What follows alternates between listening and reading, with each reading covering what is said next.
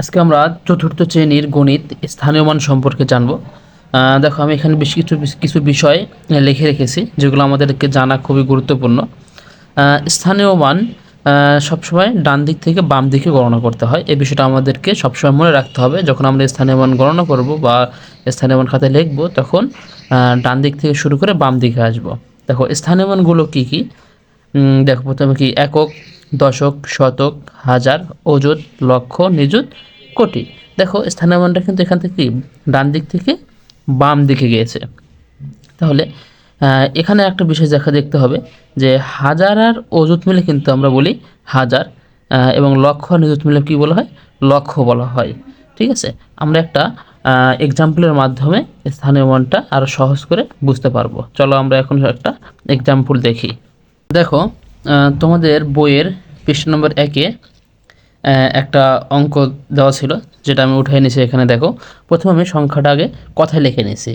দেখো সংখ্যাটি কথায় হবে কি 3,12,841। আমরা কি করব, প্রথমে আগে এভাবে স্থানীয় মান গুণে দেখব, একক, দশক, শতক, হাজার, অযুত, লক্ষ। তাহলে হচ্ছে 3 লক্ষ, আর এই যে হাজার আর অযুতের ঘর মিলে হবে হাজার, তাহলে হচ্ছে 12,000, আর 8 হলো শতক, তার মানে 8 শতক, আর একক আর দশক মিলে হবে 41।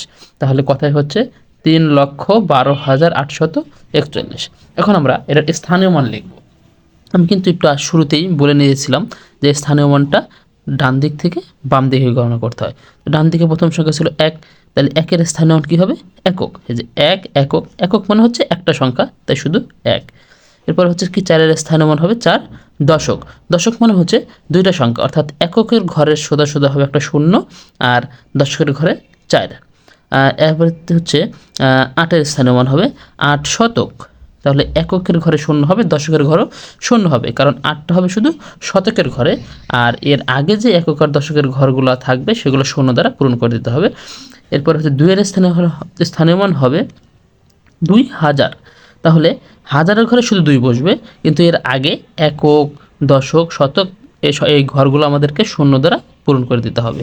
আবার সেমভাবে কি আবার 1-এর স্থানীয় মান কী হবে, সরি এখানে মিস্টেক হয়ে গেছে, 1 অযুত হবে, 1 অযুত। তাহলে এর অযুতের আগে যে একক, দশক, শতক, হাজারের ঘরগুলো আছে সেগুলো হবে সবগুলোই শূন্য দ্বারা পূরণ করব, এবং অযুতের ঘরে কী হবে, 1 হবে।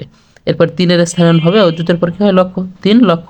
তাহলে একক সোজা শূন্য হবে, দশক সোজা শূন্য, শতক সোজা শূন্য, অযুত হাজার সোজা শূন্য, অযুত সোজা শূন্য, এবং লক্ষের ঘরে কি 3 হবে।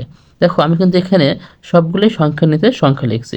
তোমাদেরকে অবশ্যই এই স্থানীয় মানগুলো লেখার সময় সংখ্যা নিতে সংখ্যা লিখতে হবে, এই বিষয়টা তোমাদের সবসময় খেয়াল রাখতে হবে। বাকি যতগুলো স্থানীয় মান আছে আমরা সবগুলো এই একইভাবে করতে পারবো।